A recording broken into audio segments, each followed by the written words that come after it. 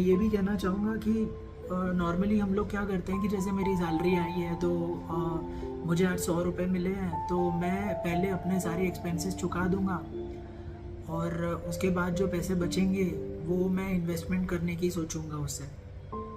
तो हम लोग पहले इनकम में से एक्सपेंसेस माइनस करके इन्वेस्टमेंट की ओर बढ़ते हैं।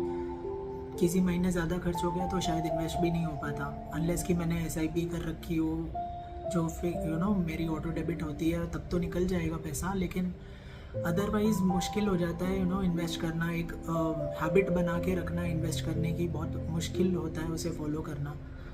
तो मैं तो ये कहूँगा कि एक बार आपने अपने एक्सपेंसेस मंथली आइडेंटिफाई कर लिए कि भाई 100 रुपये में से मेरा ऑन एन एवरेज 40 रुपये हर महीने खर्च होने ही हैं घर में।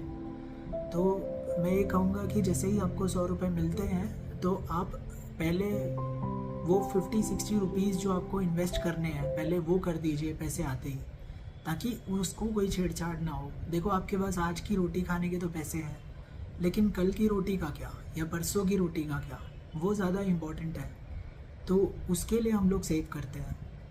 अनलेस कि आप फाइनेंशियली बहुत वेल ऑफ हो और आपके पास अच्छी फाइनेंशियल बैकिंग हो तो फिर शायद आपके लिए सब इक्वेशंस चेंज हो जाती है। लेकिन मैं तो एक मिडिल क्लास माइंडसेट के हिसाब से बता रहा हूँ कि जितना ज़्यादा सेविंग करोगे आगे तुम्हारे लिए ही अच्छा होगा। कलयुग है, कभी भी कुछ भी हो सकता है, इसीलिए हर चीज़ के लिए तैयार रहना और उसके लिए फ़ाइनेंशियल प्रोविज़न करके रखना बहुत ज़्यादा ज़रूरी है। तो इसीलिए मैं ये कहना चाहूँगा कि इन्वेस्टमेंट के ऊपर बहुत ज़्यादा फोकस रहना चाहिए। और जब हम लोग क्या होता है कि हम लोग जब छोटी उम्र से कमा लेते हैं, जैसे 20-22 साल पे कमाना शुरू करते हैं, अगर हम लोग आर्टिकलशिप कर रहे हैं या फिर कोई भी इंटर्नशिप्स कर रहे हैं, उसमें पैसे नॉर्मली कम मिलते हैं, 4-5 हज़ार से स्टार्ट करते हैं हम लोग अपना करियर। तो हम लोग अभी इतनी महंगी सिटीज़ में रहते हैं और हम लोग ये सोचते हैं कि अरे यार 4-5 हज़ार ही कमा रहा हूँ या 10 हज़ार ही कमा रहा हूँ, इसमें मेरा क्या इन्वेस्टमेंट होगा और क्या मैं इसमें लाइफ जीऊँगा। तो नॉर्मली हम लोग इन्वेस्ट कर नहीं पाते कुछ, क्योंकि हम लोग शायद वो पैसों की रिस्पेक्ट नहीं करते या सोचते हैं कि अरे इतना कम है, मैं इसमें से क्या बचा पाऊँगा।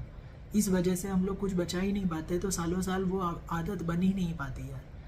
मैं आपको ये मोटिवेट करना चाहता हूँ कि एटलीस्ट आप अगर समझे कि 5,000 रुपये भी कमा रहे हैं तो महीने का 1,000 तो बचाइए। वो 1-1 हज़ार करके आप over a period of time बहुत कुछ अच्छा बचा पाओगे।